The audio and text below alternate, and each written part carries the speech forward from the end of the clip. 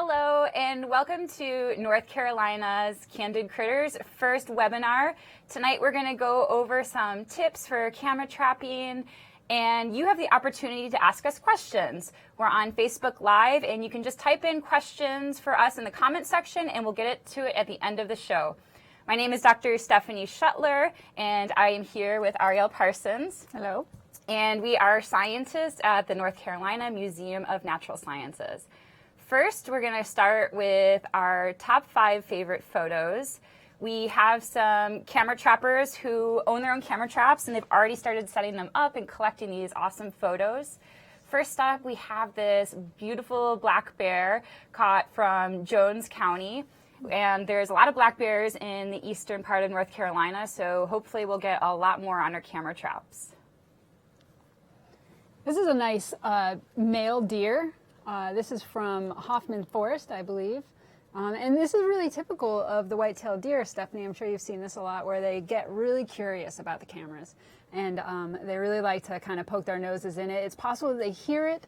It's possible that they just kind of notice it on there. We're not really sure why some of them key into it like that.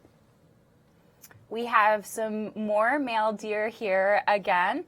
And this is actually the mating season of white-tailed deer, the rut.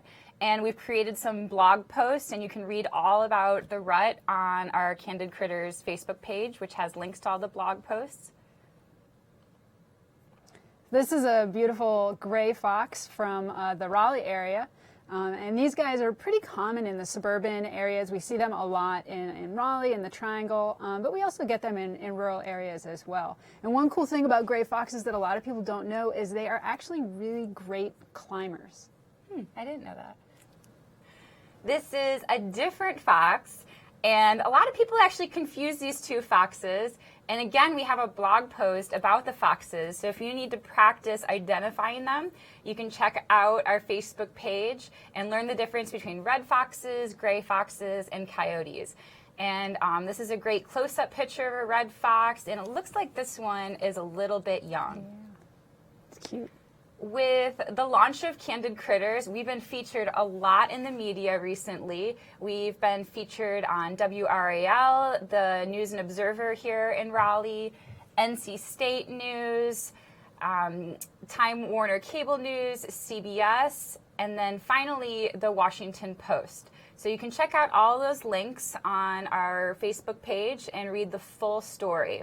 And the reason why we received so much attention for this project is because it's really unprecedented. And we couldn't do this without you. Once this is completed, this will be the largest camera trap project ever to be done. In addition to collecting these great photos, they're not only beautiful to look at, but they're really important because they provide us with data. So each time an animal is captured, we know that animal was seen there. And we can look across the camera traps set up across all these different sites and get numbers for when the animals are there, or zeros when the animals are not there. So these photos then turn into numbers and data, and with those data, then we can have answers. And as we do this across the whole entire state of North Carolina, we can sample across a really large scale. And some of the way that we've used those data before. Now, even though this is the largest study we've ever conducted, we've worked with citizen scientists before, and we've also worked with them across a really large scale here in the Triangle area. And one of the ways that we use those numbers is through mapping. So on the screen, we have a map of the Triangle area, Raleigh and Durham, and we have coyote distributions. Whenever camera traps are run and coyotes are not detected, there's a little black dot in there. But if coyotes are seen on the camera trap, then there's green, and when there's a lot of them, then it gets really big and green. So we can start to fill in the areas of coyote presence in this area and start to understand where they are. Coyotes are interesting to us in North Carolina because they're actually new to this area. They've only been here for about 30 years. And continuing on with our coyote story, when we looked at coyotes across the eastern United States, we found that they had an interesting relationship with cats. when we sampled parks in the Mid-Atlantic region of the eastern U.S., we actually found very, very few cats, only about 50 cats. And comparing that with the coyotes, if you look in the protected areas, there were quite a few coyotes. And then as you move into people's yards, we have people running camera traps in their backyards, we get a lot more cats, a lot more cats, and very few coyotes. So we think cats are either avoiding the protected areas because there's a lot of coyotes there and they're scared of them, or the coyotes are preying upon the cats, and that's why there's no cats in these areas. So with these photo data, we can then answer questions like this and do bigger questions across a bigger scale with North Carolina. And for this project, we are interested in coyotes. We're going to be looking at where coyotes are across the state. That's one of our main objectives. The other one is deer. We are going to be looking at fawn to doe ratios to be able to try to estimate if the deer population in North Carolina is increasing, decreasing, or stable. And then we'll also use our camera traps to capture anything else that shows up on the cameras. So anything about chipmunk size and bigger will be captured, and we'll be looking at maps and graphing those patterns of all those animals to try to see what rare or elusive species we can get on our camera traps to understand North Carolina. And now Ariel is going to tell us a little bit about the overview of the project and how it works. Thanks, Stephanie. So that was a great introduction to kind of what we do and what our goals are. And a lot of you are already aware of this and of the process because you've already gone through part of it. But I know that some of you might be hearing about this project for the first time, so I'm just going to go over a little bit about what this project entails. So if you're interested in participating, you can go and sign up. That's the first step at nccandidcritters.org. And once you sign up, you'll be invited to participate in our online training. This takes about 45 minutes, and you don't have to do it all at once. You can kind of come back to it. It'll save your place. But after you finish the training and successfully complete the quiz at the end, then you'll be officially a Candid Critters volunteer and have the opportunity to borrow a camera from us. We're lending out a number of cameras across the state through public libraries.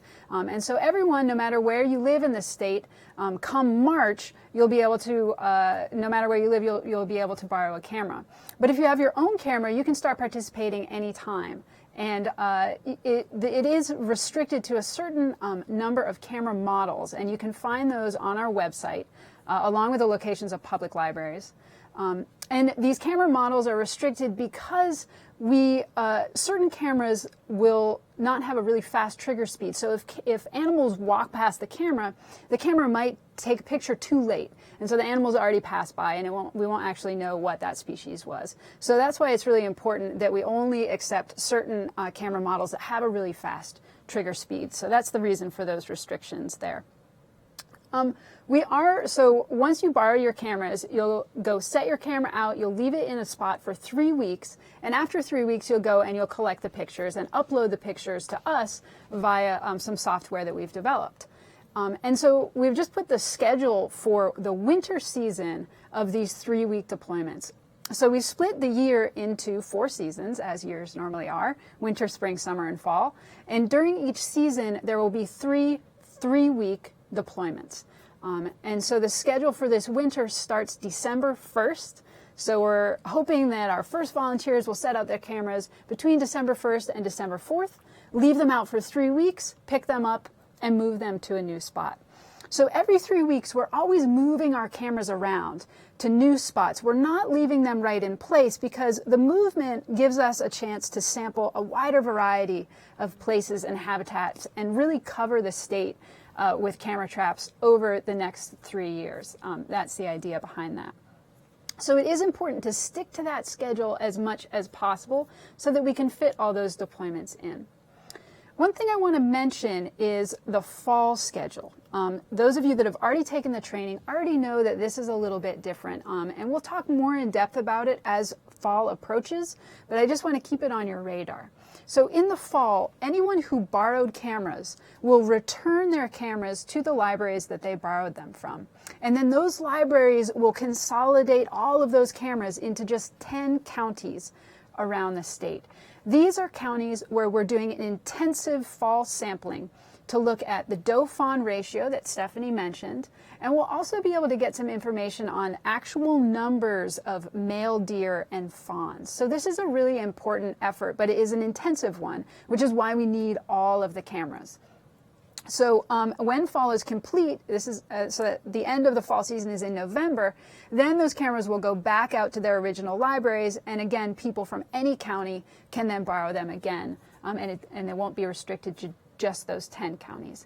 If you own your own camera, you will not have to move it back and forth. You'll just kind of keep going on your 3-week deployment schedule. This is only for those that borrow cameras. And again, we'll go over that with future webinars as we get closer to fall. So now that's kind of that overview, and now Stephanie's going to talk about some of the finer points of setting your camera. Yes, so this first deployment is going to be happening this week, so I know a lot of you are really excited about setting up your camera traps, and we're just going to go over the top 5 things that you should avoid when setting up your camera trap to make sure it's a really successful deployment. The first one, you don't want to forget to erase your memory card. If you have old photos on there, they've been used before, and you don't want to mix up those photos with your new ones that you're going to be using with your new deployment. So don't forget to hit that switch and hit erase memory card. Don't set your camera trap up too high. Roland here in this photo has the camera trap way, way too high. It's about waist height, and we need it to be at your knee. When you do this, it will seem low to you, but this ensures that we get the ground so then we can get the little animals like the chipmunks in addition to the big animals. You don't want to forget your Kodak moment, so don't be shy. We need pictures of you setting up the camera trap, and when we get these pictures, it signifies to us that a deployment has started because we have the date and time on that camera trap picture. So don't forget to just stand in front of the camera trap after it's armed and just get a few photos of you in front of the camera trap. Don't forget to have your camera parallel with the ground. If your ground is on a slope, then you might have to put a stick or a shim behind the camera to make sure that the lens is actually parallel with the ground. Again, if you don't do this, then you might miss the ground and you'll miss the chipmunks and squirrels and the smaller animals on the ground.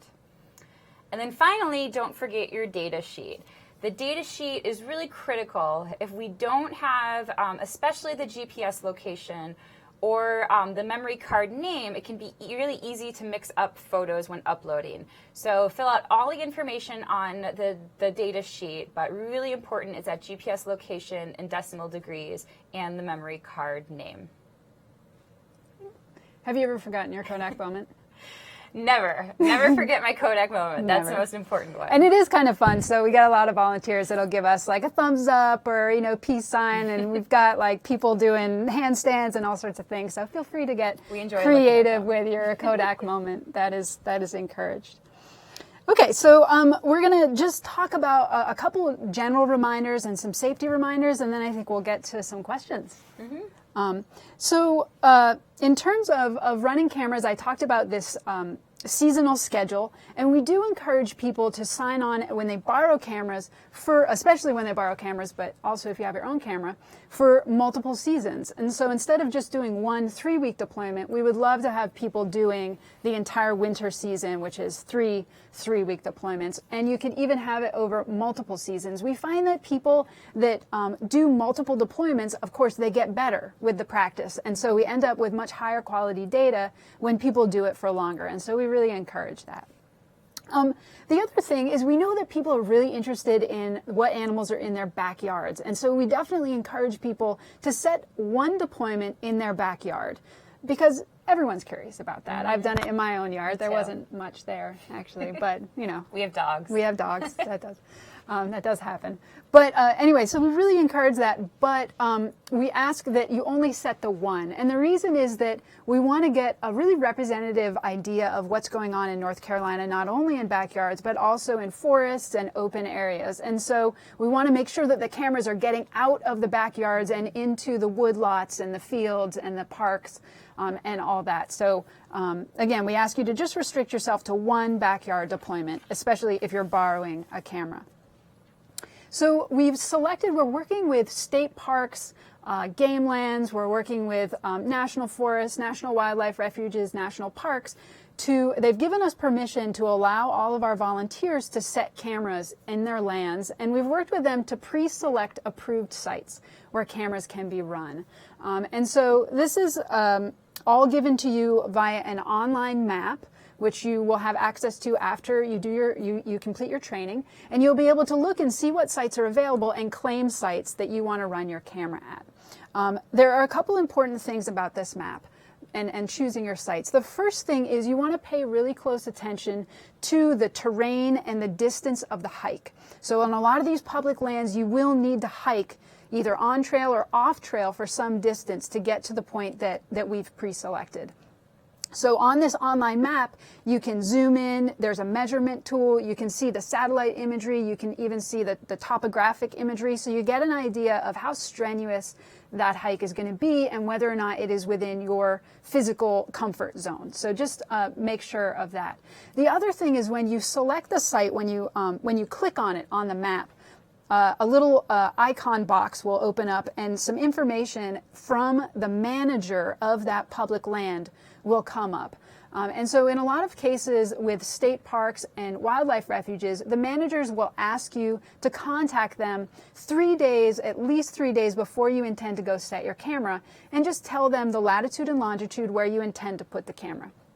And this is really important because a lot of these lands have active management going on. So there might be prescribed burns or harvest activities that are happening, and they're fairly unpredictable. So if you check with them 3 days ahead of time, they'll be able to tell you, yes, that is a safe place to put your camera, or no, you better hold off because we're actually planning on burning that area in the next month.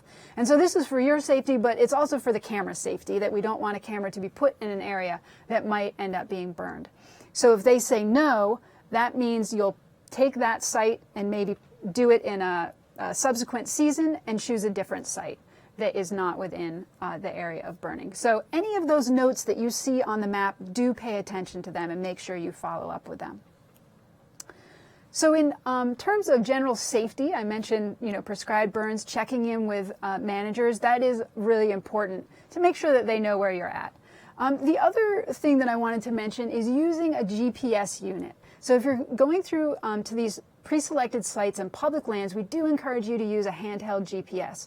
And you can use your smartphone as a handheld GPS, and there are directions for doing so.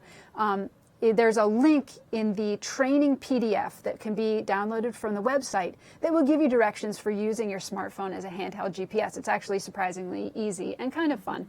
And so we encourage you to do that. If you're going to be hiking off of a trail, we encourage you to mark a point on the trail so that you always know how to get back to it, so that you don't get turned around when you're off the trail. I always get lost and turned around. Stephanie has sometimes gotten lost and turned around, but you used your GPS and got back. So I'll always mark my car, or I'll mark the road, so that once I'm back on the road, I know where to go. The other thing to keep in mind is some of these areas do allow hunting. So during the hunting season, you want to make sure that you're wearing blaze orange, which is a very bright, specific orange color. And you want to wear it on the upper half of your body. It doesn't really help a lot to wear it on your legs. But if you wear a hat and a vest that are blaze orange, then you'll be really visible to hunters, and that's great for everyone's safety. Some good practices when you're out in the woods is to, though it's not stylish, is it, to tuck in your shirt into your pants and your pants into your socks, and this helps avoid tick bites. And we always recommend making sure that you are examining yourself for ticks after you come back from the field. Be really aware of your environment. Make sure you're looking out for things like poison ivy or snakes or wet logs, things that could be a safety hazard that you'll want to pay attention to. Make sure you bring water and make sure your cell phone is charged in case you need to contact anyone. And as we already mentioned, make sure you let people know where you're going, especially the managers or park rangers. If at any time you feel unsafe setting up your camera, don't do it. Your safety is more important than getting the data. All right. I think we're ready for some questions. Yeah. Do we have our magical question card here? All right. So the first question is, where do we get the data sheet? That's a great question. This can be downloaded from the ncandidcritters.org website. And the data sheet's there along with, again, all sorts of other information that we've mentioned throughout the course of this webinar. All right, we got second one. If I get out to my pre-selected site and the vegetation is too dense to get all the way to the site, what should I do? That's an excellent question. So it's important to note that these pre-selected sites that we give you on the online map, we have not been out to all of those individual sites. There are literally tens of thousands of them, so that would be quite a big job. So we look at them and we try and make sure that they are accessible, but the fact is that when you get on the ground, the vegetation especially may be too dense. And so our recommendation there is to get as close as you can comfortably get without needing to kind of machete bushwhack your way through, and set your camera in the nearest good spot. I think we got a couple more. Yes. The next question is, what if there are no animals in my pictures? Well, believe it or not, this does happen sometimes, but we still want you to upload the photos. So like I showed you that coyote distribution map, we had black locations on there where camera traps were run, but there weren't any coyotes detected. Even if there are no animals at that camera trap spot, no data is still data to us. So understanding where the animals aren't is just as important as understanding where they are. And then, can I delete photos without animals in them? We don't want you deleting any photos. When you, our next webinar will focus on the upload portion of the deployment. We'll go into more detail about this, but we want you to leave your photo folder intact and not go through and look through the individual photos. We don't want you deleting any of them. We want all of them uploaded collectively as a whole. The only exception might be if you have a photo, usually this happens in fields where there's a lot of blowing grass. Sometimes the grass can trigger the cameras. And if you have thousands of no animal pictures, we of course don't want you uploading those. So if there's ever a situation where you're unsure, contact your project manager first before deleting any photos. Yeah. Do we have any other questions? All right. Okay, so it looks like we are wrapping up our first webinar. And as a reminder, we'll be here again in 3 weeks. Your deployment is 3 weeks long. And then we'll lead you through the process of doing the camera trap uploads. And again, you can submit your questions through our Facebook page and participate in the webinar, and we'll answer your questions on air. Thank you very much for joining us, and good luck with your camera traps. Happy camera trapping.